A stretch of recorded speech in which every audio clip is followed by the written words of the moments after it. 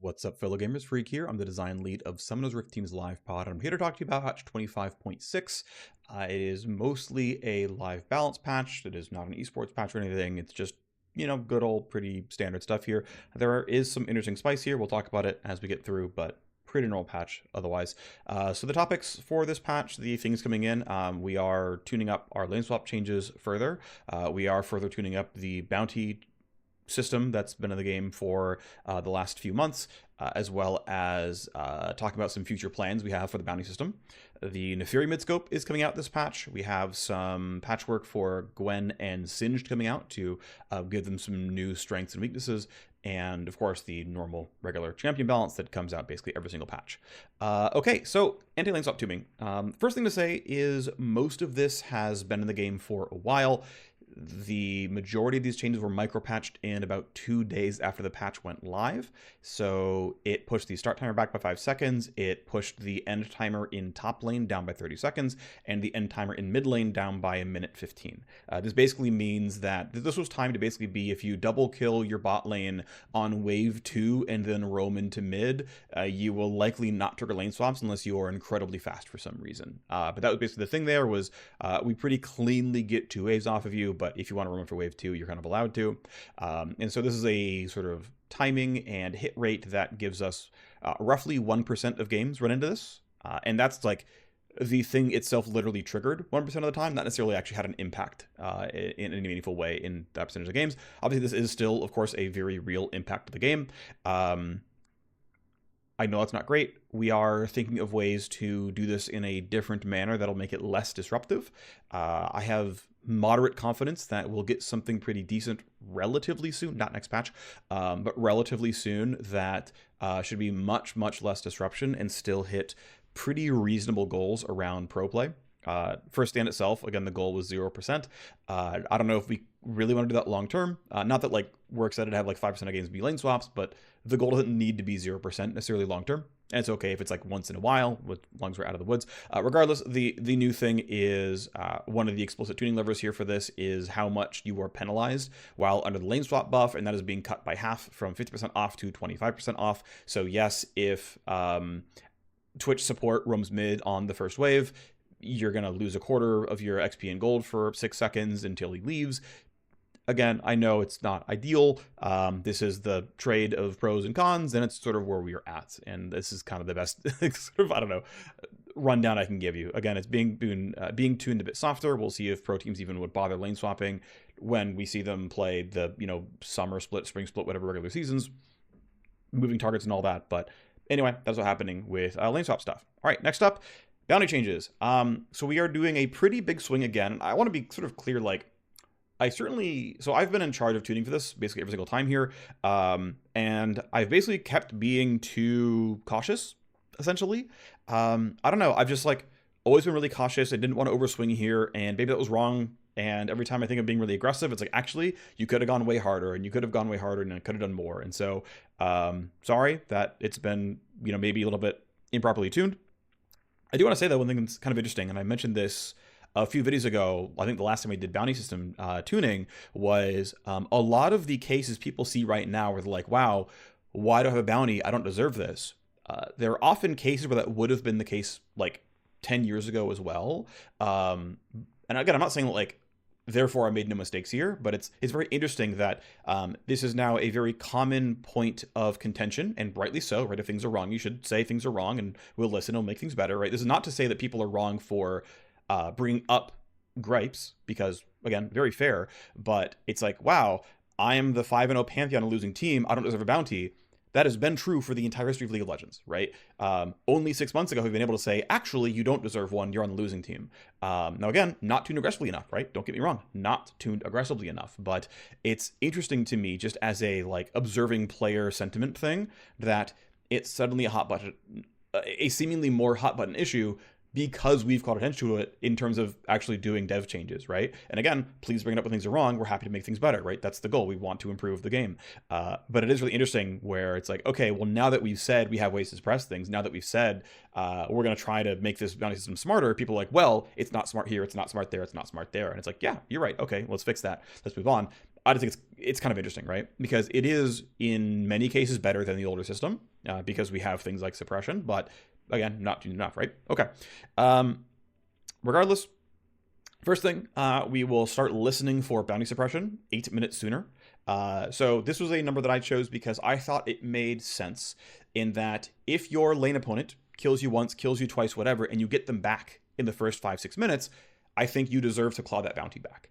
That at this point in time, bounties, like very early on, are less a game comeback mechanism and more a lane comeback mechanism. And so the guy who's ahead, you kill him back, it's yours. Yes, it is possible that the top laner kills your top laner and then the jungler kills that guy and cashes in and it's not lane comeback. Yeah, sure, we can't really account for that, at least not with our current tools, our current systems. There's, we're not going to be like, oh, pairwise gold income. As long as you got the guy who killed you, you get more. But, it's like, oh, darn, the wrong guy killed Vayne. Now there's no shutdown. Like, there's a lot of weird issues if you start going down that path. But regardless, this is, hey, let's take a stronger stance that let's err towards suppressing bounties in general. And let's really push toward them not existing when they're not supposed to exist. And to be clear, this could still be tuned more aggressively, right? Notice the numbers are not at 1 minute or 100% instantly. So we could still go harder, but this is what I believe to be correct for the game, because I think you should have the chance to go kill the Darius back if you're set to 2-0 and get 100, 150 bonus gold for doing so. Maybe that's wrong. Okay, right, we can change that. But that is sort of what I believe to be true, and it's why we're picking 6 minutes here as the suppression start timer, because this won't exist, this won't do anything until 6 minutes, instead of waiting until 14. But again, should have happened before 14, so here we go, 6 minutes is the initial pitch for time. Second thing is the suppression strength. I had thought, okay, well, we'll suppress by 20% per lead increment pretty early on, and it doesn't take much to get 20% suppression, it doesn't take much to get 40% suppression. But of course it didn't turn on before 14 minutes, so you'd be 13 minutes in, you'd be the 5-0 Orianna losing team, you'd be like, I have a bounty. It's like, yeah, okay, fair. So this is really strong now. It does not take much to be 1 point behind, realistically. Yeah, this will be a really strong force. Again, it does not take much to be 1 increment behind. It does not take much to be 2 increments behind. This, again, will be pretty meaningful. I do want to point out that there is a technical bug with bounty system. This is in code, so I can't fix it. But I've already asked engineering to fix it. We'll probably fix it in the next couple of patches. It's kind of an edge case. Your bounty won't update unless you change your own bounties. What that means is if the system comes in and says, oh, wow, the enemy team just got 7 kills and 3 turrets in Baron, which team is winning incrementer will be oh, they're winning by more now. But until you kill a minion yourself, until you do something that increments your own bounty, that modifier will not reflect.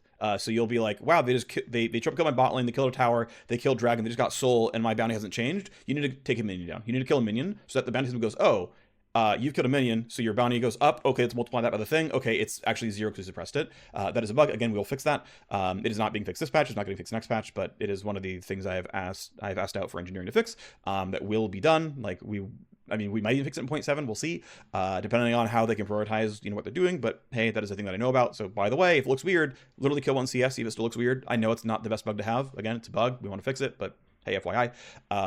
Anyway, yeah. As far as future plans are concerned, we are currently. Now, this should happen. There's always a chance that we can't make it work in time. We have to cut scope. There's weird bugs, whatever. But we are intending to do some small to mid-scale adjustments to the bounty system in a couple of patches. Tentative time frame is about 0.9, so 3 patches from now. This is generally meant to further go down the line of let's suppress bounties where they don't deserve to be there. I think it is very, very hard, by the way, to simultaneously get rid of bounties where you don't deserve them, but also have them as a meaningful comeback mechanism when you do, especially when games are close. Right? So imagine 2 teams are pretty close in gold, and it's there's an 8-0 Pantheon jungle and an 8-0 Vayne AD carry.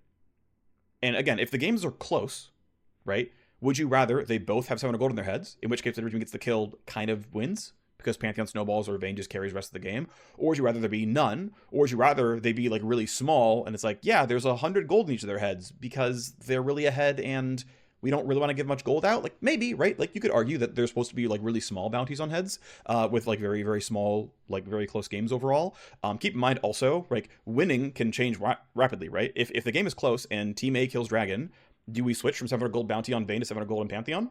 we have this 1400 gold swing because like a dragon, right? Is that okay? Probably not that either, right? So we got to be careful, because if we're saying games are close and there's some, time in between close and winning, and something between winning and winning by a meaningful amount, like, well, you've got to like pick those, and that can be tough to say, oh, we think you're winning but players don't think they're winning.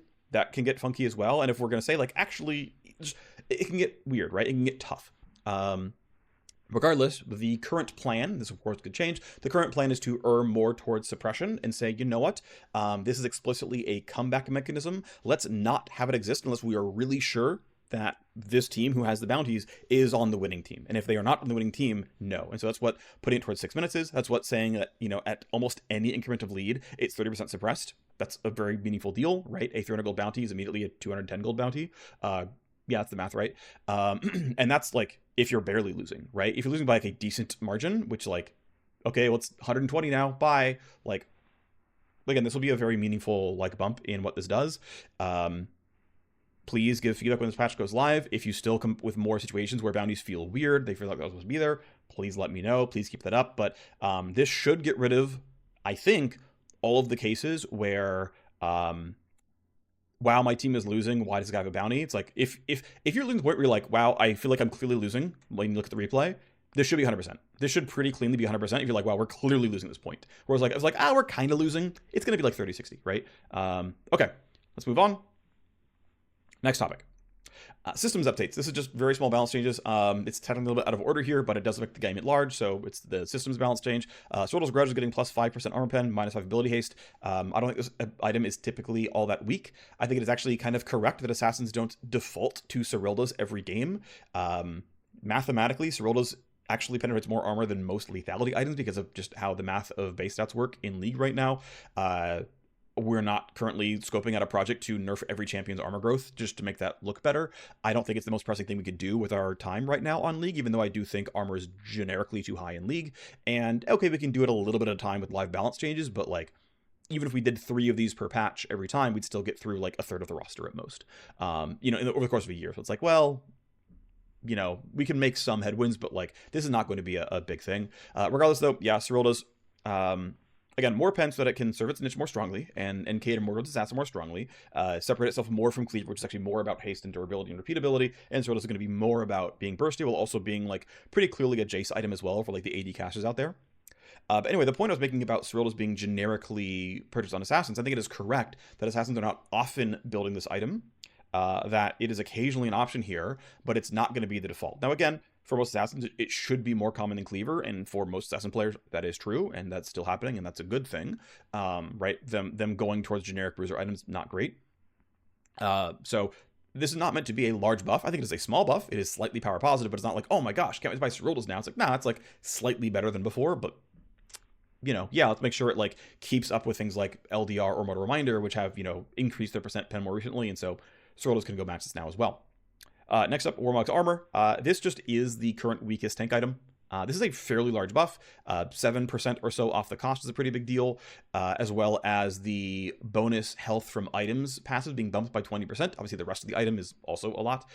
So, that whole part of the item is not buffed by 20%, right? So the actual buff itself, I'm going to say, is, around like 4 to 5% better item. That's roughly how much Warmogs really needs. 300 for the price point is pretty reasonable for a mostly tank item, or health juggernauts like Mundo, who, do get gold, right? Mundo and Tom Kench and Co.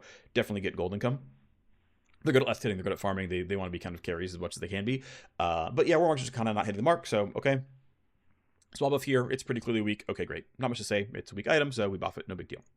All right, Naafiri Midscope is coming out. This was primarily headlined by August. What are we trying to say here? I think there's a really good set of changes. As with anything, right, the game goes live, we have to respond on tuning. I'm never going to suggest that anything we ever ship is going to be perfect. Stuff that I work on, stuff that people work on, but I think the pieces are in kind of the right place here. I think it's a really cool update. I've played this a few times in playtest. I've generally really enjoyed it. We're embracing very strongly Jungle Naafiri. And we are pushing pretty heavily towards her being optimally a skirmisher assassin. We're pretty sure she's not getting off Eclipse for a slot, but would be nice if she typically built assassin items from there. But my opinion is that, like, this is probably more of a skirmisher kit, right? The fact that she's relying on pets for damage, the fact that she has these sort of like long-ish duration buffs like her W, the new W, the old R. It's like, well, this is kind of a skirmisher sort of pattern where you're expecting to be pretty repeated and not, Z, press your buttons in half a second and then get out, right? That's not what Naafiri's doing. Naafiri's not killing you in half a second. She's killing you for like 4 or 5 seconds. That to me is a skirmisher. That's Master Yi type stuff. And so Eclipse being there, caring about things like Death Stance, I think is very reasonable. If Naafiri goes Eclipse, Death Stance, Ma, I think that's a very functional Naafiri build. I think it's fine. I think that actually aligns most closely with what the actual buttons on her kit do, and the shape of that kit overall. But again, trying to go towards, a lot of longswords, right? Also, when Naafiri was first built years ago, it was like, oh, okay, let's make her a like low agency, like very low elo skewed, fairly forgiving, kind of easy to play introductory assassin. And over time, we're like, you know what? Let's not make it the primary goal. Let's embrace Naafiri having a real player base in the jungle. Let's go give Naafiri some more outplay potential herself, so we don't have to essentially buoy her win rate in order to make up for the fact that she's easily outplayed.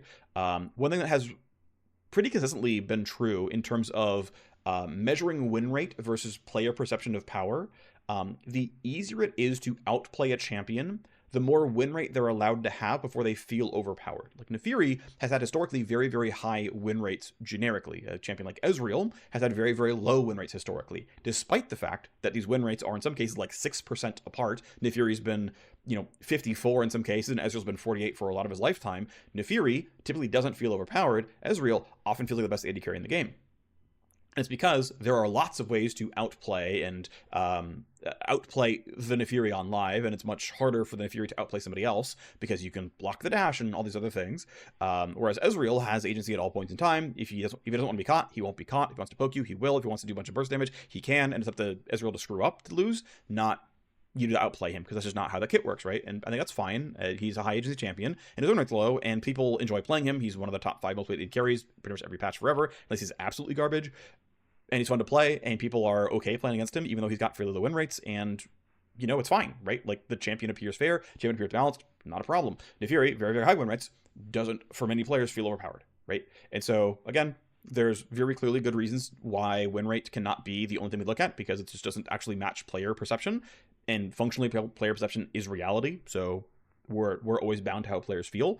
And what I just constantly try to do is update my mental model to align with generic player perceptions so that I can predict those outcomes as well. So that I can be like, oh, this is the kind of champion who should be at 48. It's the kind of champion who should be at 52. And like try to apply that fairly, right? So that it's not people playing favorites and someone be like, well, my champ should be 53, right? And like whether that's, reading someone's diatribe on social media or whatever, or any like given discussion in person, or, a pro comment or whatever. It's like, well, if I have a really good mental model that I think is, fairly applied on where champs should be, then I can, try to be objective and unbiased around, appropriate champ, tuning and whatnot.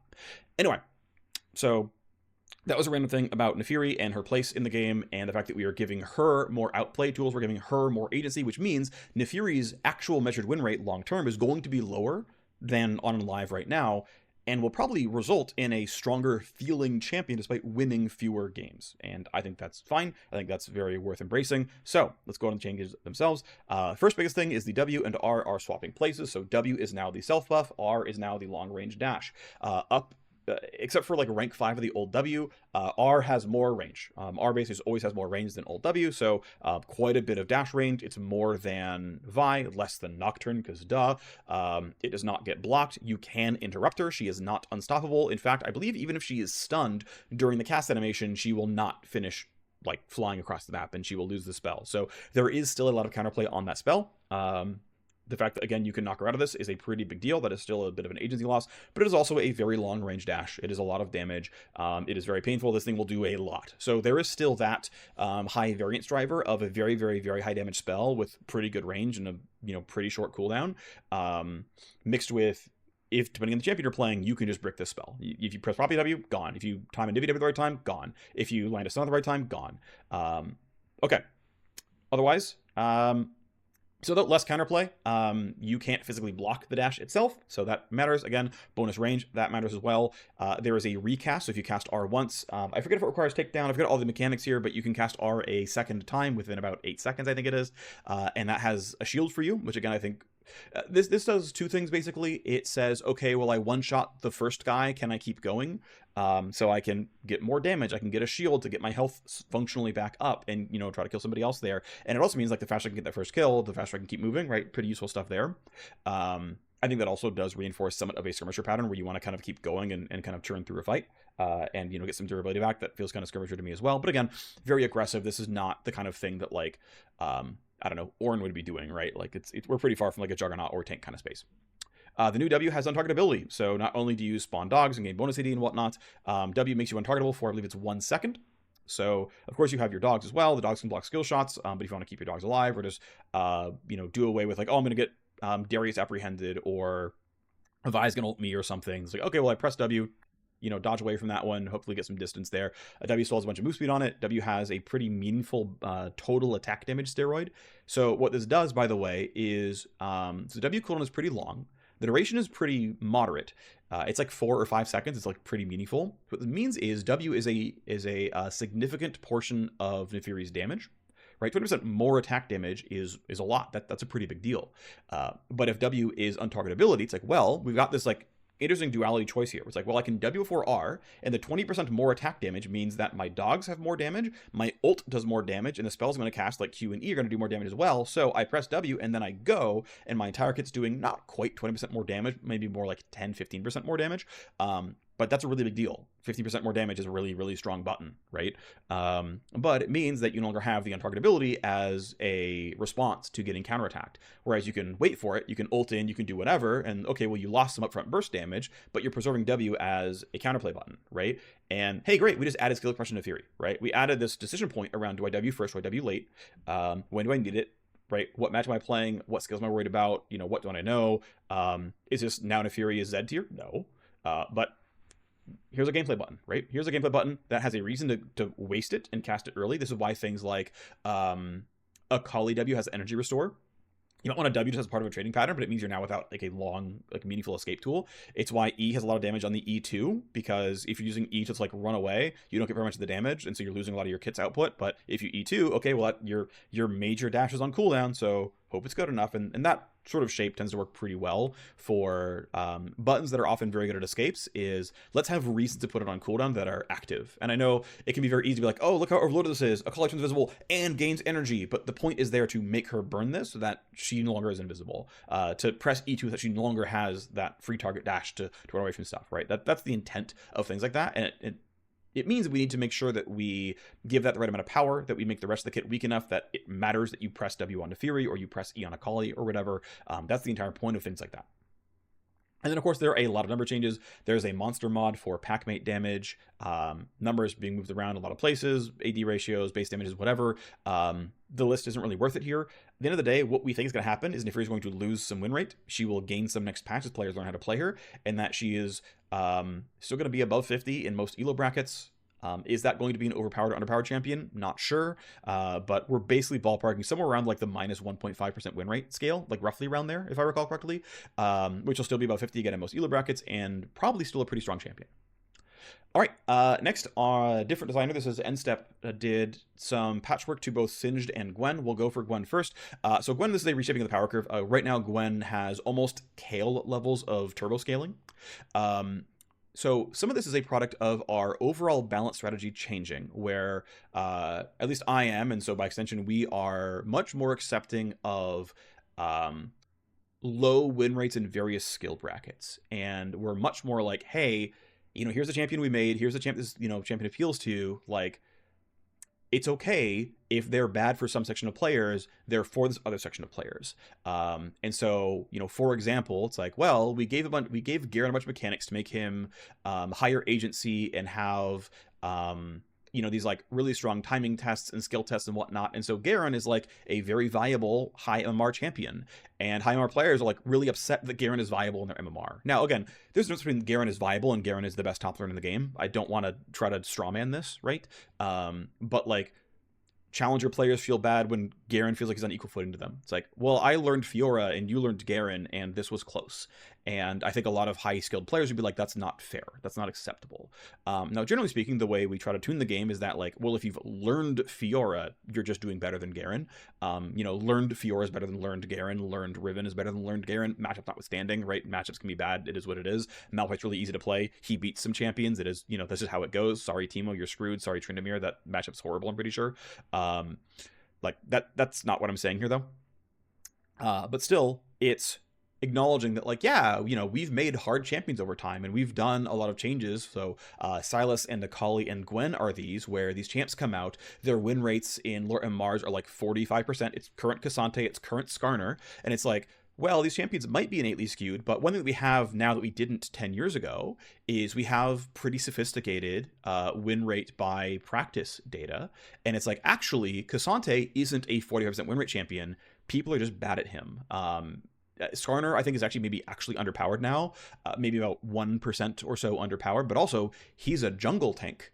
There's only like 6 of those, and one of them is Zac, which pros aren't going to play. So, well, he's one of the 4 actually good jungle tanks that, like, doesn't have astronomically high amounts of counterplay like Zac does, and so, well, that's what they're going to play then. And I'm sure if Malphite jungle were viable, they're not going to play Rammus, right? I don't think Malphite's actually any good. Like, they're not playing Sion. I think Sion is, like, fringe viable anyway. It's like, well, actually, we're down to, like, 6 jungle tanks. Poppy's not good in jungle right now, right? It's like, well, here's Maokai, Skarner, and Sejuani then, because they like playing jungle tanks. And, like, we could turn them into juggernauts and make them better in solo queue, but also pros just want to play tanks in roles. Okay, I'm getting kind of off topic, sorry. The point I want to get to is that now that we have much better data around how hard champions are, and we're pretty explicitly balancing around that as the first step, and then making changes from there. Again, we're not entirely win rate driven, we're informed, and that's it. So that, well, we know Cassandra is not actually underpowered. People are just bad at him. And I'm pretty sure that Gwen in her first 3 months of release, and Akali in her first 2 years of release, and Sylas in his first year and a half of release, whatever, would have all been champions like, wow, their solo queue winners really, really suck. That doesn't mean they're weak. It means people are bad at them. And now that we have that in a much more reliable way, it's like, oh, okay, we can point that and be like, it's okay, these champions are fine, people will learn them over time, right? And that tends to match reality much more closely than generic win rate. Again, Tariq's win rate is absurd, Mbes's and Cassante's aren't, and people are like, Mbes and Cassante are overpowered, and Tariq is weak, generally speaking, right? Again, these things that, like, tend to match player perception better overall. So the point is, we had made a bunch of changes to champions like Akali and Gwen and Sylas to essentially brute force MMR skew them. Irelia was this as well. And so somewhat to the detriment of the pattern of the champions, because we really, really wanted decent solo queue win rates for champions like Gwen and Akali and Sylas and whatever, that's like, okay, well, we're going to make Gwen really, really, really, really, really care about champion levels, because we know that XP scaling is low elo skewed. Low elo games go longer than high elo games. Gold income per minute is not strongly correlated with MMR. There's a very light correlation, but it's much, much lower. Whereas we know that, like, bronze games physically go longer than challenger games. And so if Gwen's power is locked behind getting level 16, that matters in bronze, and it almost never matters in challenger. Free win rate, right? And so that was a set of tactics we had done in a lot of cases. And what that had meant is that we have a version of Gwen, for example, where she really, really, really sucks in lane. It's really quite bad. She's a terrible early laner. She's not strong there at all. And so she has, like, Kale's level of power curve, where she astro scales in late game and then 1v9s afterwards. And we think that is to the detriment of most of what would be Gwen's player base. I think it's okay if Gwen is somewhat of a scaler. I don't think it's necessarily a problem. I don't think we're, like, trying to go the other way around where she's doing, like, Renekton or Darius things. But hey, wouldn't it be nice if, like, Gwen could play her landing phase out and, like, feel good about that, and, like, actually trade and not just wait and then just astronomically one-shot everybody once you get to death cap, right? And so it's a reshape of power curve. It's, base health down, health growth. The other way around, right? Base health up to, like, normal melee champion levels, health growth down to, like, roughly skirmisher levels. It's flattening out the E cooldown a lot more, so it's not basically terrible at rank 1 and then permanent uptime at rank 5. It's high uptime at rank 5 and actually usable at rank 1. It's some flat damage on Q. It's some AP ratios and whatnot to be like, hey, she's going to be a lot better at fighting you in the beginning of the game. She's going to feel like more of a real champion, that she can actually do stuff and trade back and have some winning matchups and whatnot. And she's not going to be as quite good of a late game scaler. She's still going to be quite good with the AP ratio, scaling max health damage, and every button on her entire kit. Like, it's still going to be good. Like, she's still going to have that, but like, yeah, her max late game is going down some, and her early game is going down or going up quite a bit. If the tuning is off, we'll keep going, of course, right? Also, Jungle Gwen is pretty clearly strongly overpowered. She's also somewhat lacking in mains in the jungle, but like, she has one of the highest mained champion win rates in jungle. I think she's like top 3. Like, this champion is turbo absurd in solo queue win rate data. Karthus is up there by the way as well. Karthus and Gwen are both like astronomical in jungle when mastered. They're like pretty ludicrous. Anyway, yeah, people are actually kind of aware that Gwen jungle is good. She's still not driving that much pick and ban rate, but like, in good conscience, we can't be the strong, so we're just tacking on a jungle nerf here. That's pretty easy. And overall, yeah, trying to make Gwen have a slightly flatter win rate by game time curve, so that she can be a better laner and not have to be quite a strong late game, because we are less beholden to win rates in all brackets must look good, because we don't care as much about that anymore. Anyway, next one is to Singed. This was initially an exploration on Jungle Singed. We eventually came to the conclusion that the gameplay pattern of Jungle Singed through several different lenses was not worth trying to uphold, and so we are explicitly not trying to make Jungle Singed good. But, you know, for a while we were trying some monster mods and whatnot, and we're just like, no, we don't want this. Ultimately, the changes are relatively small, but it's, I think, pretty meaningful. And there's a chance we are not compensating these changes by enough, and that Singed is OP for a patch. If so, when we're from it's fine. But basically the big change is that Q now cheats. Q cheats if the minion was going to be killed by another minion. Singed gets it instead, so he cannot steal from his teammates. He cannot last hit under tower. If you push Singed, and he's going to lose it all. But it specifically also does not like fast forward any bonus damage. This does not in any way make his proxying better, because all it does is say, well, if it was gonna die to a minion, I get it instead. That's obviously pretty strong cheating. To be fair, though, Singed has a pretty hard time making his Q last hit when it wants to, so yeah, whatever, it gets to cheat. Now, to be fair, Singed has to walk on top of the minion wave in order to put Q on them, which means he's going to be hit back. We know Singed's laning phase is astronomically terrible, and so whatever, dude, you had to walk into the wave, your Q gets to cheat. Oh well. Now, this does matter both in lane and like mid game. Like, when your Q does enough damage to generally kill the wave and you run past it, getting to poison the wave and walk back and knowing you're going to get all 6, even if the melees are hitting the other melees, that feels really good. I'm like, oh, I know I didn't actually lose 1 or 2 CS there because of, you know, RNG basically. This is meaningful power, obviously. It's just direct to more gold income. Also, we are giving Singed 12% bonus AS level 1. This gives Singed better early trading. This doesn't matter that much for proxying. Obviously, when you're hitting a cannon, it matters a little bit. Like, you're doing that damage sometimes here. But really, this is a pretty big shot in the arm to Singe's early laning, which is honestly pretty trash.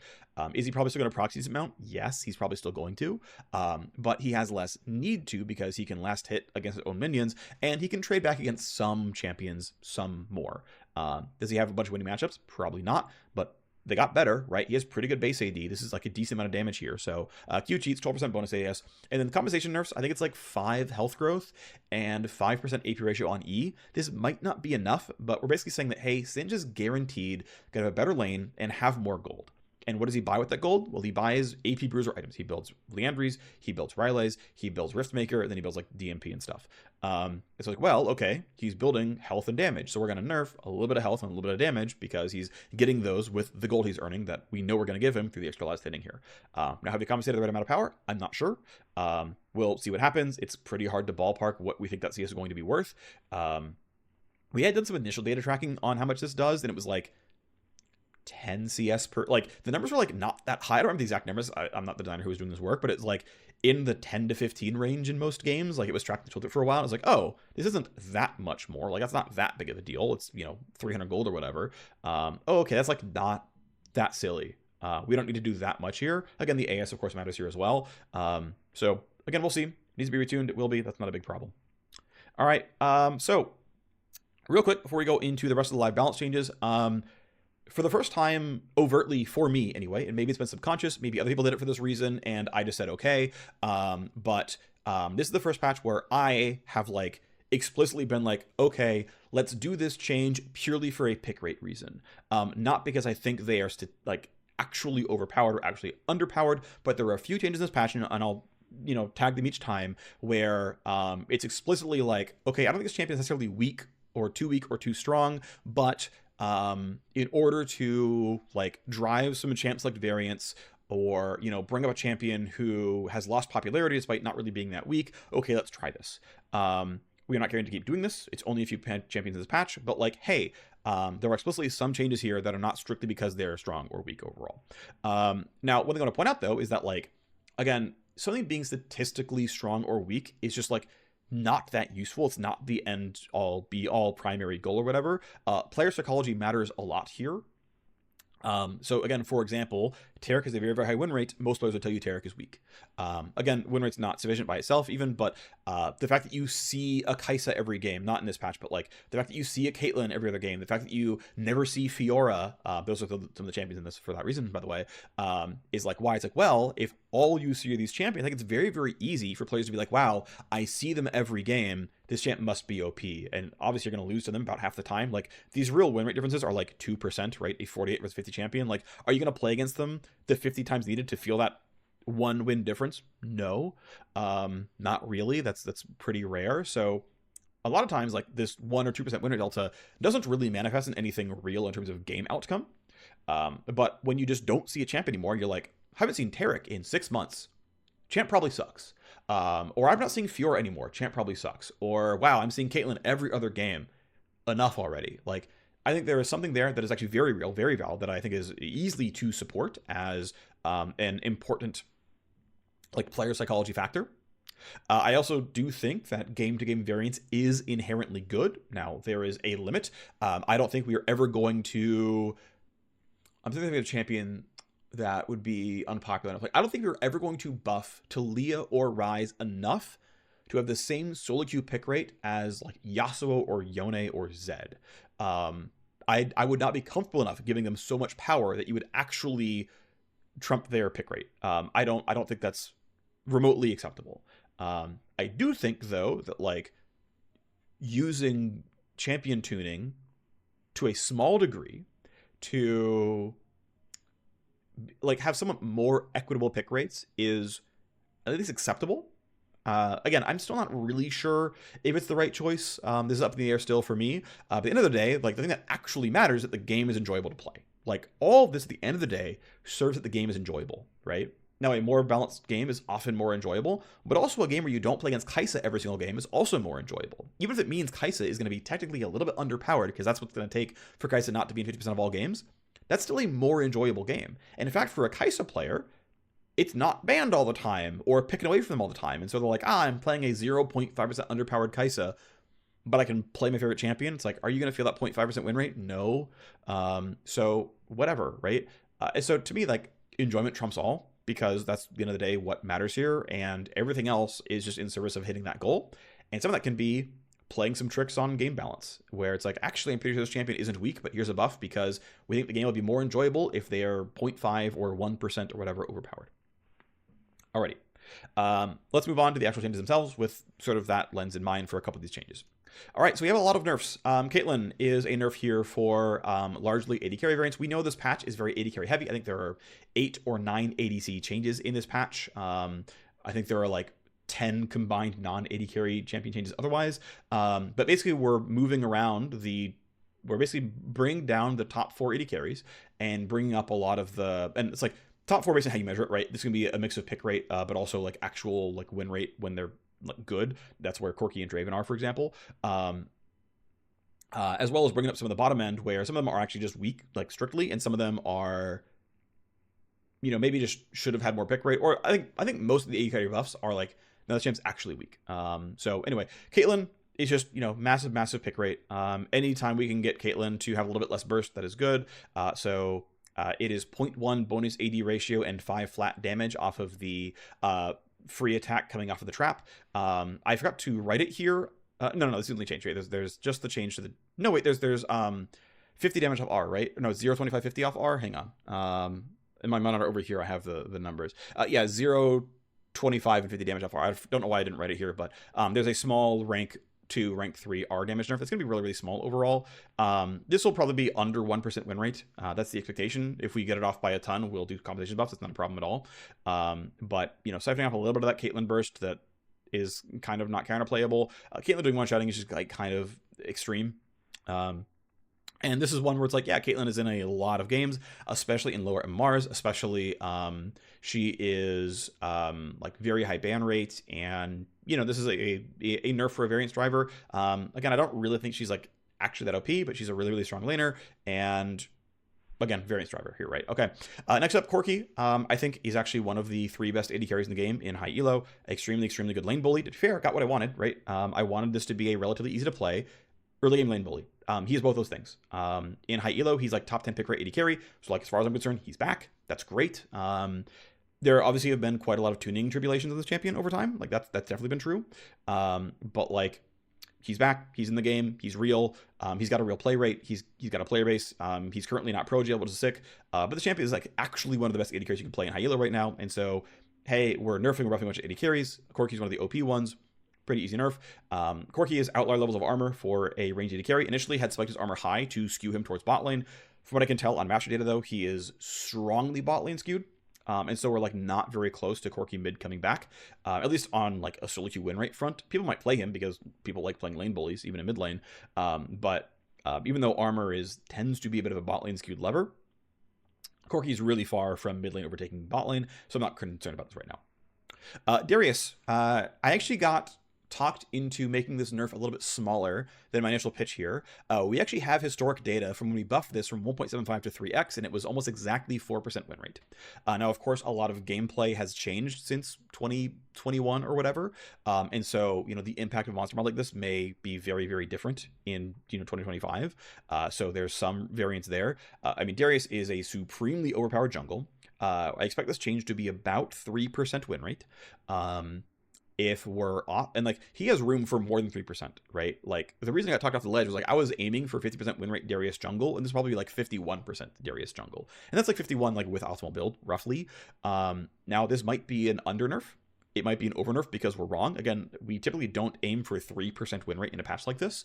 Again, Darius jungle is like clearly extremely overpowered. This is a big hit from historic data when this mod got put in. There were enough games where like we know it's not variance, like that was the actual win rate impact of 1.75 to 3. So we'll see what happens.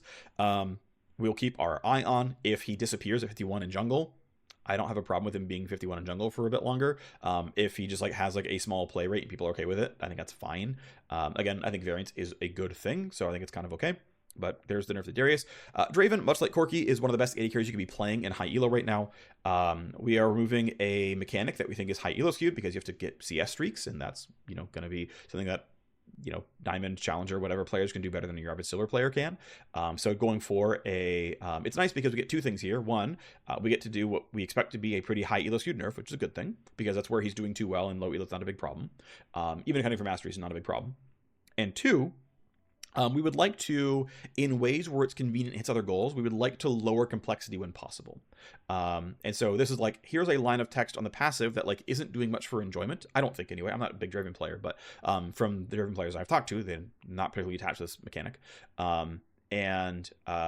It's some amount of power. It's probably not a ton of power, right? It's probably like 0.5% win rate or something. It's like some gold over the course of the game. But it's basically like, well, it's a free complexity reduction. It's going to hit at least directionally the goals we want around what MRX are hitting. It's not going to bring down enjoyment very much. It's kind of free real estate here, so probably pretty solid change, and we'll remeasure from there. Next up is Ezreal. As I mentioned a couple times before, I would like to slowly reduce armor growth in the game over time. Ezreal is one of these. Another designer did this change, but I'm a big fan of the change. His primary logic here was around the fact that Ezreal often finds himself going into these weird tankier builds that we don't tend to want for an elusive champion such as Ezreal. And so anywhere we can be like, yeah, you don't need a bunch of durability growth. That's not what your champion's about. You're going to be in the back lines and hiding away and elusive and whatnot. You can go down towards the bottom end here. And so 0.5 armor growth is a really easy way to nerf the value of health items. Yeah, technically it means the percentage value of Frozen Heart goes up, but like whatever. Pretty easy change. This is usually about 1% win rate. Okay, great. Garen is getting a pretty meaningful hit here. What's interesting is by the numbers, Garen doesn't look overpowered. Like his win rates for skilled Garen players is below that of skilled other players. Now his win rates look pretty good because he's easy. It doesn't take very much to master Garen. There's not a lot of like special tricks to go for. All the optimizations are like relatively easy to understand. So it's not like there's like a big, growth curve here. But we also know that like, hey, Garen's crit builds have entirely overtaken his Juggernaut builds, and it's like completely non-viable to go Dead Man's Plate until after you finish Phantom Dancer and your last whisper upgrade of choice. There's a lot of room to go here. Now, I want to point out that in the background, I've got it's increasing in scope every time. What's now becoming like a pretty moderate-sized Garen chains we're cooking up in order to give Garen a real and effective Juggernaut pattern. There are still things to solve. Right now, I think it's like 3 steps forward, 1 step back. I'd like to get it to 4 steps forward, 0 steps back. Again, that's not ready yet, so we're just still trying. But one of the pieces here is, of course, nerfing the crit ratio to make room for other builds to be good, right? At the end of the day, Phantom Dancer and Mortal Reminder are just really, really, really strong damage multipliers, and it means that 2 and 3 item Garen basically kills you in a full combo where your Stridebreaker slowed, you're silenced, he's almost always given the full channel of E. Even if you flash or whatever, half the time he's phase rushing at you, and so he's just caught back up and it didn't matter, and then he R's at the end and you die. And that's not a very enjoyable gameplay pattern. For his opponents, Garen is functionally one-shotting you from crowd control. That's not great, right? There's not much you can do about this. You just kind of just die. And so alleviating that says, okay, well, we can lower the crit. Now, we actually know that like Dead Man's Plate second or Staircase Cage second is like not a very good build. And so Garen doesn't need generic nerfs. In fact, I think his generic build, his like fighter build, is weak. Like there was a world where we actually compensation buff this. But what we've discovered is that like Juggernaut Garen is just like has meaningful flaws in his actual gameplay pattern, which we're trying to patch up. I think we're getting pretty close. The most recent playtest feedback has a lot of thumbs up for like some specific things we put in. They're like, okay, cool. Like I feel like Juggernaut, hey, this is working, this is working, this is working. Okay, there's a flaw here. Okay, this is not working. Okay, whatever. Again, things to figure out, but it's going well. I think the progress is going pretty well. And the goal for that would be like Juggernaut Garen is appropriately balanced and functions as a real Juggernaut and is threatening and is tanky and does all like the right things he's supposed to do. And there's like this slightly weaker alt build where you're like, yeah, screw it, I'm playing Skirmisher, Assassin, Zeal stacking Garen, and it's like a bit weaker, so you don't tend to do it, but like it's there as like a fringe build, and that's fine. I think that's reasonable, right? That's not hard to maintain, I think. Anyway, I'll also say, supposedly nerfing the crit ratio here to bring down the mid-game power of Phantom Dancer Garen. Obviously, up until you buy that Zeal, this is not a real nerf. And even on PD, it's not even that much damage down because you only have 20% crit chance anyway. And so you're taking 1/7 off of 1/4 of your E damage. It's not a lot, right? That's like 3% less damage on your E at Phantom Dancer. And like, I think my math is right, 7% less damage off of when you build something else. I think that's the right math. Regardless, it's like it's not a huge deal, but it matters. This will bring down the one-shotting power, and so that's the change. And then the IE is still adding at 0.4 because it's not like IE is actually very good on him. So like whatever, I decided not to nerf it because he can have it. It doesn't really matter, but it's there. Jinx bringing down some of her spell burst. I still don't think it's a good thing that lethality Jinx is relatively viable. I mean, she's back to crit now, don't get me wrong, but I don't think she should ever be close. I don't think we should get champions like Jinx to the point where their spell damage is almost that good. So I'm a big fan of nerfing our damage. Now, one thing I want to point out is the high success, the highly conditional success cases of Jinx R should remain very, very good. The percent missing health damage, by the way, is not nerfed here on Jinx R. So when you're at 1/3 HP and she lands the max range R on you, which is really 1200 range R, that should still do a lot of damage. And it will. The base damage is 600. The missing health damage is like, what, 25, 35%, something around there. That is a lot of damage. That will still be true. That's still really going to be there. But I just threw out R because like Diana just like threw down the ult start of the fight. I just like threw it out there. Yeah, it's too much burst. Is it going to be a huge nerf? Not really. It's going to probably be a bit under 1% win rate. I don't think Jinx needs, more than 1% win rate of nerfs, right? Jinx is a pretty notably, I would say, low agency AD carry where she can't very well self-peel. She can't, without getting the first reset, press the advantage and keep multi-killing in the way that like Zeri or Tristana or Ezreal could choose to go for whenever they want. Jinx cannot. So I think Jinx is the kind of champion where not only is she pretty easy to play, which means inflated win rate, but I think she's low agency for an AD carry, which also means inflated win rate for feeling balanced. So this is not a huge nerf, and we're not targeting 50% win rate for Jinx because I don't think she deserves 50% win rate. Anyway, that's that change. Karma is getting a flat 10 damage off of Q. What's interesting is I know that Emax Karma, the Enchanter build, is actually really overpowered. However, that is not what the majority of players are playing into. The majority of players are running into Qmax Karma, where she's playing as an early game lane bully. That's where the scaling pick rate's coming from. It's where the ever rising ban rate's coming from. This is just true at this champion. And so even though her best build is still being untouched, it means that I get freelo by building an Ardent Sensor and maxing E. And anyone else who knows, the 12% or whatever Karma players who know to max E are still getting that win rate, sure. In terms of actually matching player perception of what's overpowered, it's Karma's early bullying with Q. And so this is, again, like, if our nerf was, hey, we nerfed E's rank up by 10 points per shield, most people who are banning Karma and playing as Karma are like, this doesn't matter until level 8, which is like 12 minutes into the game, and is not why I'm banning Karma. Riot, what are you doing? And be like, but her win rate went down 0.3%. And they're just going to keep banning Karma and being like, I'm getting bullied out of lane here. And so this is one of the things where it's like, look, I know what's the most powerful at this champion, but until that matches what players believe, there's nothing I can really do here that's going to make sense to most players. And again, perception to me is the most important thing about this. And so that's what we're doing this. I will be happy to nerf Emax as soon as players realize, at least enough players realize. Or if this is not enough and we like need another 0.25% of win rate and I can just like go nerf Emax some as a way to get a little bit of win rate, I'm fine to do that. Totally okay with that. But that's where we are with this. Now I do want to point out Lulu. Like, Lulu was not here, right? Lulu is not on the nerf list. Why, Phreak? What happened to Lulu? She's like the big champion. It's like, well, 2 reasons. One, we did nerf her recently, and so partially to me, I think players can move on to the next best enchanter. I don't think Lulu is the best enchanter anymore. My belief, maybe I'm wrong, but it's what I believe to be true. 2, it's again the player perception thing of players see Lulu a lot. Who's the best common AD carry in the game right now? It's Jinx. 1/4 of all of Lulu's games are alongside Jinx. So a lot of the time when you see Lulu, you're seeing Lulu Jinx. Now Lulu Jinx is overpowered because not only is that synergy good, but Jinx is overpowered. If Jinx is no longer overpowered, you're going to see less Jinx. If you're going to see less Jinx, you're going to see less Lulu because people are picking Lulu when they see Jinx on the team and go, oh, I should play Lulu here. And so players are seeing a lot of Lulu in a lot of winning games. That's accurate. Like, you're totally seeing like reality. You're seeing Lulu in a lot of winning games. But I think this is not currently because of Lulu. I think it's because of Lulu Jinx is very good, because Jinx is very, very good. And so this is the bet I'm placing. We'll see if I'm right. We'll see if I'm wrong. We might end up nerfing Lulu in a patch or 2. Okay.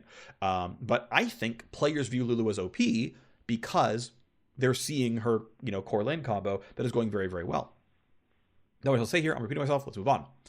Yorick, it's another little nickel and dime nerf here. We're going to do another one in 0.7. End of the day, I wish we had done this in 0.5. I wish we had just done both of his monster mods in the same patch, both the R and the E. It's worth noting, though, that the R change had a 0.8% win rate impact on Yorick jungle, which is pretty meaningful for a pretty small change. Now, Yorick jungle is still OP to the tune of around 2%, even on current patch here.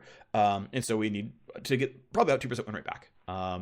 I am okay if Yorick is a viable jungler. I don't want to kill it. I think it's totally fine if people want to play Yorick jungle.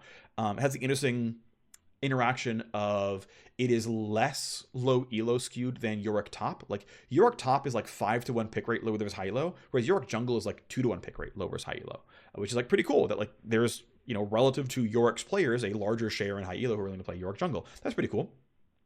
But anyway, we did not prioritize doing any larger scope work for Yorick this patch in 0.6 here, and so we didn't have very many jungle lovers, and so we pulled the only other jungle lover we have, which is the E monster cap. Now, is this going to be a huge deal? No, not really. It's probably going to be 1-ish% win rate. Now, if it's 2% by itself, congrats, it's free. Like, we got all the win rate we needed. Cool, great.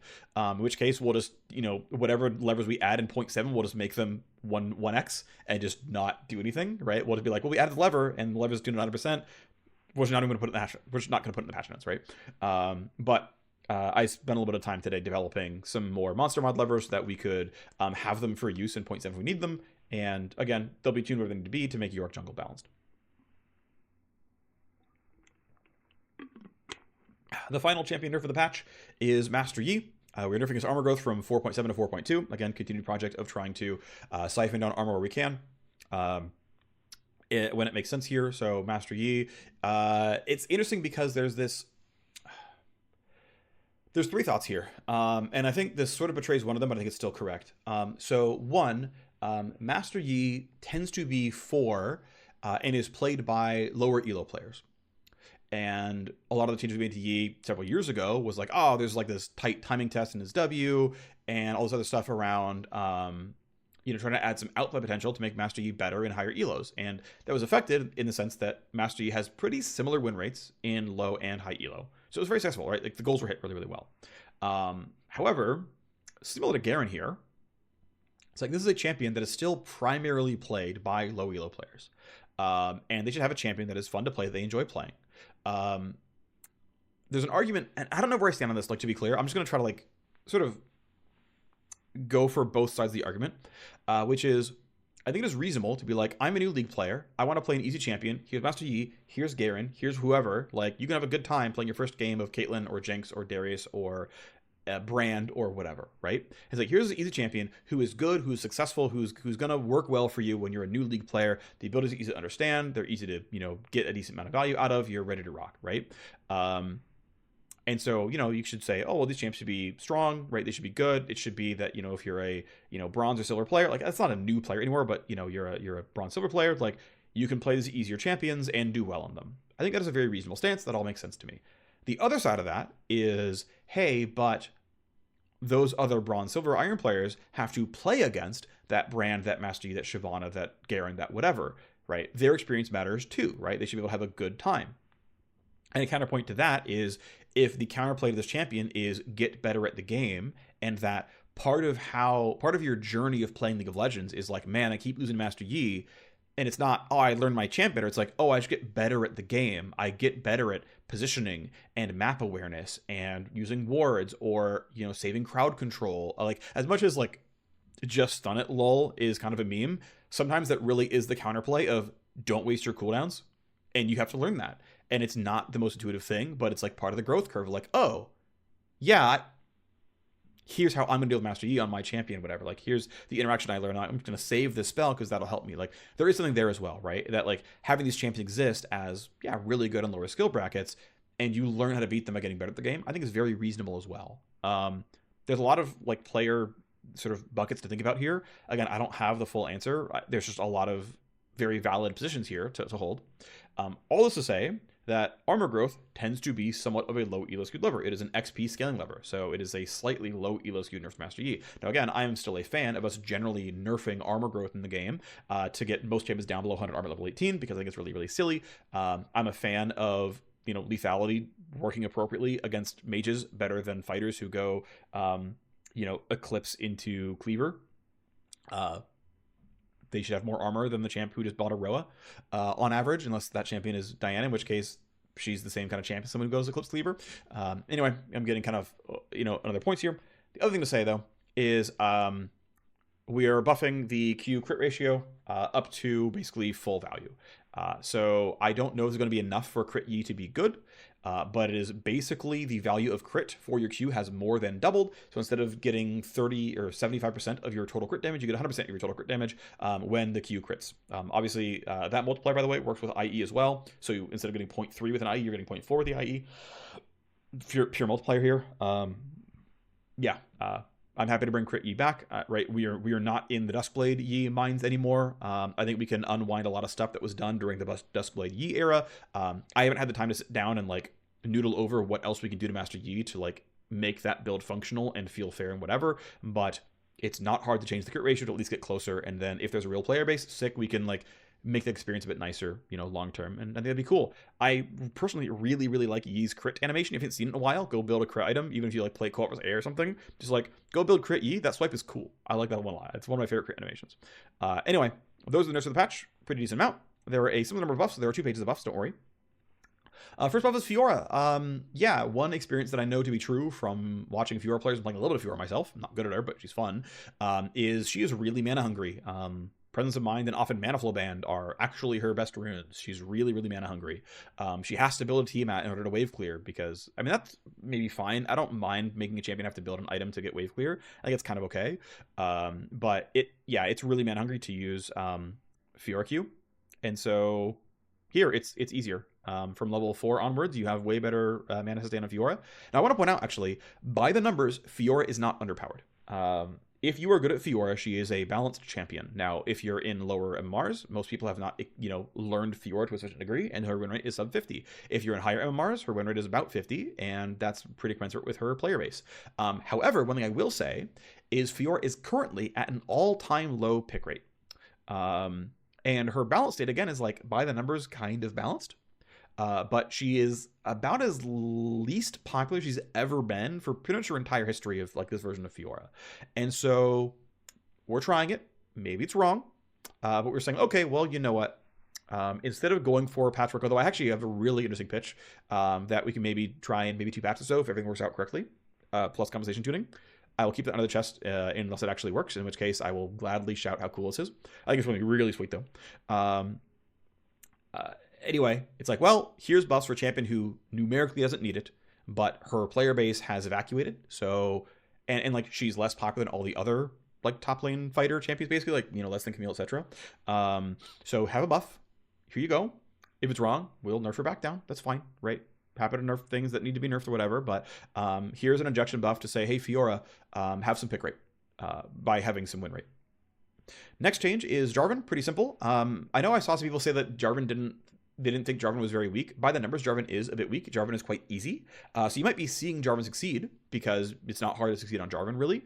But in terms of like, you know, Jarvan versus, you know, other junglers people know, Jarvan is actually one of the worst junglers to learn. He's just not particularly powerful when you account for like learning the champion. And so pretty simple. It's an early game buff. It's 10 damage on Q. It's 0.05 AD ratio on Q. This should be about 1% win rate. So Jarvan dealing more damage, mostly early game focused. Much to say, pretty simple buff, right? Jhin, the percent bonus AD getting got from crit chance and attack speed is going up by 0.5% each. We think this will be about 1% or so win rate. Jhin is about 1% underpowered right now. This should ideally, if we get 1% as our target magnitude, should put Jhin at roughly balanced, which should be cool. Not much to say, just some more damage on our guy. Kai'Sa, I think, is about 1% underpowered as well. This might be a bit north of 1%, but there's several changes I think are pretty cool. So 2 armor for Kai'Sa. Sure, whatever. She's short range. She's going to be more resilient in lane. Whatever, nothing too special there. A little bit of HP 5 makes her, again, even more resilient. Maybe this is too much resilience. You could make that argument. I may not disagree, but the designer chose resilience. I think that's fine. I don't think it's a problem that she's more resilient here. And I think 10 seconds, this is not QCD, obviously it's RCD, typo on my end. But I'm a really big fan of non-proactive ultimates having relatively short cooldowns. I think Yasuo art is as well, right? Where I think proactive, reliable ultimates should generally have longer cooldowns because as soon as they're up, you can kind of just rip them and you'll do something good with them. Whereas the reactive ones have an inherent cooldown, which is the opportunity must present itself. And so something like Kai'Sa, where that opportunity can be pretty rare, where a useful target is marked, or you were able to right-click them or land a W or whatever, means there's an inherently longer downtime on the spell because you can't just rip it like a Yone ult, or a Malphite ult, or a Hecarim ult, or whatever, right? It's just not the same. So I could personally defend a relatively short cooldown on Kai'Sa R makes sense. I think like Kai'Sa R should be like a lower cooldown than Smolder R. Smolder R is going down to 120 to 100 next patch, or this patch as well. And again, I think it's, you know, a reasonable cooldown state to have. I also am just generally a fan of longer ult cooldowns. I think that's not a terribly popular opinion among the other designers at Riot. I'm not going to hold anyone's feet to the fire. I'm not going to like make that to be the case. You know, I would have to believe that way more strongly to like try to hold that for people. And so a lot of people are going to like, you know, buff ult cooldowns. I think it's okay. But you know, just personal taste and whatnot.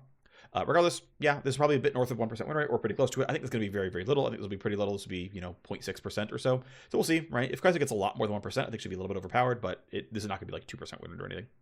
Kha'Zix's pretty meaningful buff here. +3 to +20 damage on the passive, as well as a 0.1 bonus AD ratio on the passive. This is going to be pretty meaningful in terms of Kha'Zix fully assassinating, getting the kills on his primary targets. This has a slight incentive towards evolving R for the 3rd stealth. That's interesting as well, of course. Also a 0.2 bonus AD ratio increase on the E. Kha'Zix does not E in for damage very often. It's a pretty small portion of his overall damage, but hey, a longsword enjoyer getting better at longswords, generally pretty reasonable. Any assassin, unless we're like really concerned about snowballing rate, which I think right now for Kha'Zix is not super true. You know, generally think it's okay for longsword enjoyers to enjoy longswords more. I haven't done a deep dive on like actual basic versus ratios to know if we're like in a weird spot with that or anything, but it seems like he's building longswords, and so it seems okay here overall. Next change is to Lilia. 2 seconds off the E cooldown, as well as a 0.1 AP ratio on that one. The primary buff is this. We were targeting 1% win rate on Lilia, and we thought this was going to be like 0.75%, maybe 2/3%. And so this is just here to hit win rate magnitude and not have another spell be attached here. Like I could be like, oh man, I can give you 1 base armor and 2 seconds off the E cooldown. It's like that would be the same win rate, but like when you read one base arm, you're like, right, what are you doing? What are you doing? Whereas like if you're like, oh, the E had this cooldown and like an AP ratio on, you're like, oh, you buffed the E this patch. I get it, and like anything could be here, and it would like make sense. So even though this magnitude is my belief, same win rate as 1 armor, and I actually think she could use 1 armor. I think she could use like 3 armor. This makes, you know, more sense in terms of patch notes. I think it's pretty reasonable overall. Yeah, ultimately, like, bowling with Lilia E is interesting. It's cool. It's unique. It's a special Lilia thing that she can do, and the cooldown is pretty prohibitive. It was nerfed quite a bit when she was playing top lane, where she was just like throwing E's at the top laners and getting a bunch of wave clear and poke, because it's like really easy to land E in lane and poke people with it. But we're pretty far from top Lilia being good. The win rates there are pretty bad. So again, I think we're pretty far from that, but you know, we might edge closer ever so slowly as we do changes that are probably good for Lilia, because we often nerf things that were really good in top lane about Lilia, which, you know, was pretty abusive in some cases. I think there would be ways to fix that long term, but here's where we are. Lucian. This was a bigger buff initially, but we were really, really afraid of the magnitude here. We actually think E cooldown is a very meaningful deal. We know that the level incentive for E is now 0.5 seconds and 10 mana per rank. I know it's not a lot. I know it's not a lot of incentive here. There is a chance Lucian moves over to W max. Okay, fine. But basically saying, hey, what's Lucian doing? Well, Lucian's doing really cool dashing things and resetting things, and he's a lane bully. Let's keep that going. Lucian is mathematically quite underpowered. I have the sense that Lucian is the kind of champ who can live at a lower than normal win rate, accounting for like learning the champion and whatnot, but so far that's not... Well, so far there's no evidence that's definitely true. Lucian is kind of actually a bit weak, so we'll wait. You know, we'll get this buff in. We'll see how players feel. We'll see if Lucian like re-enters the pro meta more. I know he's been in a little bit, but yeah, just like here's this buff. We think it's pretty meaningful. If it's not, we can always buff him again, of course. But have better lane bowling, have a good time. If he moves to W max, I think it's okay. I'm not like mad about it if he switches to W. I think it's reasonable. But yeah, small Lucian buff here. Well, medium Lucian buff here. Last 2 buffs, the end of the patch. Poppy is getting a really substantial 25 damage per hit of Q, and it hits twice. Monster cap damage on the Q. So I know we've had this like pretty long dance of Poppy being the patch notes over and over and over again, trying to preserve Poppy top and jungle while nerfing Poppy support, as players have, you know, fully glommed on to the optimized builds and whatnot. Poppy support's in a much like a more balanced state than she was 5 months ago. That's good news. Poppy top is a little weak, but it's not horrible. Poppy jungle looks pretty bad though.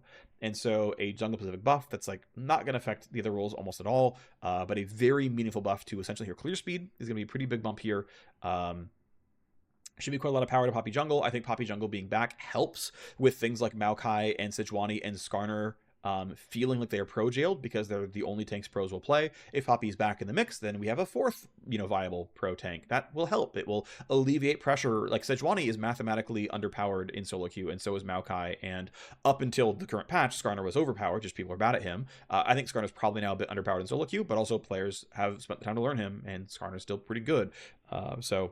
And he's, I think, actually, even nerfed Skarner, at least for solo queue, is probably still the best jungle tank for, like, outside of Zac for lower MMRs and, like, Rammus for lower MMRs. But if you're, like, you know, challenge level player, Skarner's probably still the best jungle tank. And that's underpowered, like, for solo queue win rates, right? Like, for pros, obviously, it's own beast, don't get me wrong. You can't always compare, like, for, like, win rates here, but it doesn't surprise me that Skarner is the de facto pick here, because they're picking champions that, like, objectively, well, subjectively really suck at solo queue, like Maokai. And they're still working because they're like jungle tanks. Either way, big off the Poppy. She's probably back. I think she's totally going to be in the pro meta. Smolder. So Smolder changes are a mix of straight buffs and adjustments, okay? So the straight buffs here are +5 flat damage and 5% total AD ratio on the E. This is a very meaningful damage increase. It was buffed a lot, I don't know, 6 whatever patches ago when we pushed him out of mid lane. It's been buffed again. There's been a lot of sort of internal pressure, just designers' opinions as they share them, of like, wow, it'd be really nice if E like actually fragged and was like really good. And so we can just keep increasing the number until E is good and it feels good to use, and Smolder can feel good about hitting things with that, right? Okay, great. The designer who did the changes like really didn't want the R equivalent to be flat, and so here, 120 to 100.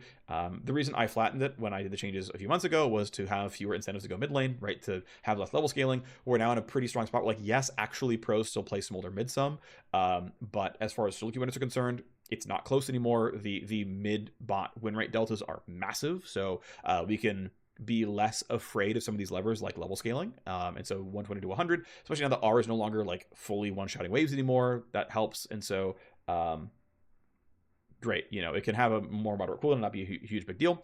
The final thing though is the fact that W combined with R, combined with Q, has often been part of the wave clear combo, where Smolder could stall games forever. And so what you're a little bit worried about is making sure W, one which its waves, doesn't do too much minion damage. And so it's an adjustment, it's a buff nerf, right?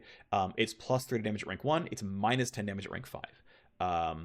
This keeps us from doing like fractional damage numbers per rank, but the important thing is that W deals 60 plus 0.6 bonus AD ratio damage, which is enough to be a real spell for things like last hitting melee minions in the tower and whatnot, and just sort of hitting the bar for this spell doesn't feel like it does a memes level of damage when you hit the button in the first place. Obviously, yeah, this could have been the numbers in the first place, but here we are, right, with a number that is acceptable. Yeah, it has a still a pretty good bonus AD ratio, of course, and the flat damage, yes, only 100, it's not a ton. Yeah, it's just not going to be a good wave clear tool. It's going to mostly set up for your Q explosions, but it's going to actually feel pretty good at rank 1. Okay, fine. The compensation there is a fair bit of explosion damage taken off of rank 1. The end result is it's still 10 more total damage, full stop, at rank 1.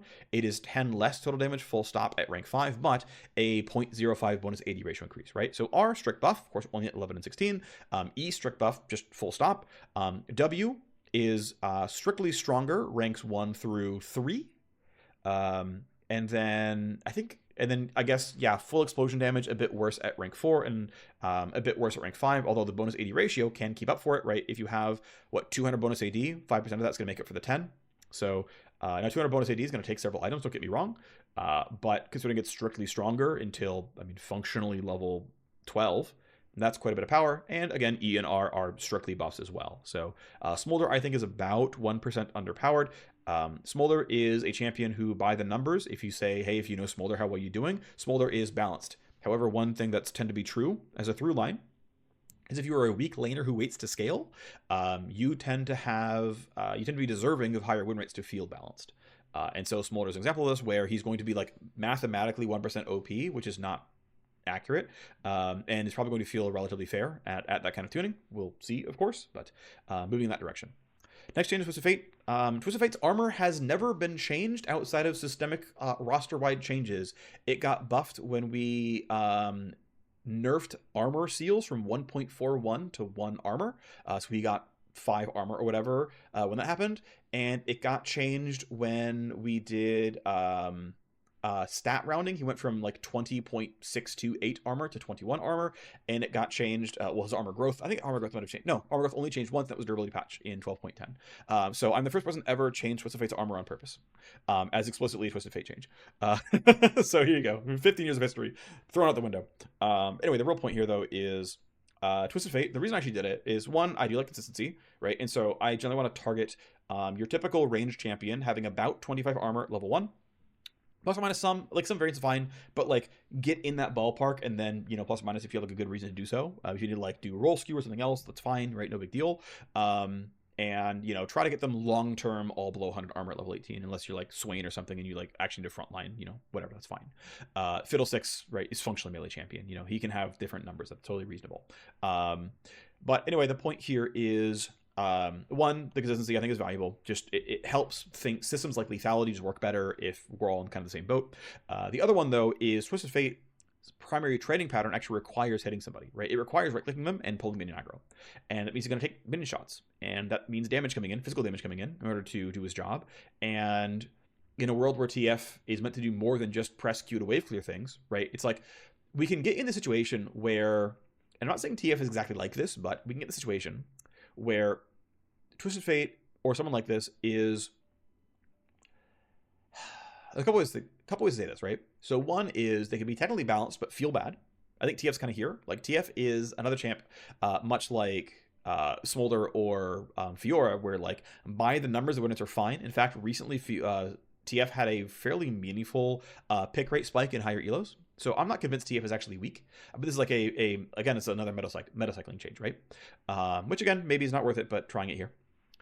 But I can envision cases where TF has really good wave clear, and it's like, man, TF's laning phase is so unassailable. You know, he just like clears the wave. So we're gonna like make TF frail, like lower his base health or like keep his armor low or whatever, so that you can like try to get on him. And it's like, well, good players optimize that out and go like, well, I'll just play farther back and I'll still clear the waves and I'll still find my times. And TF plays even more far back wave clear, non-interaction, don't do anything, whatever.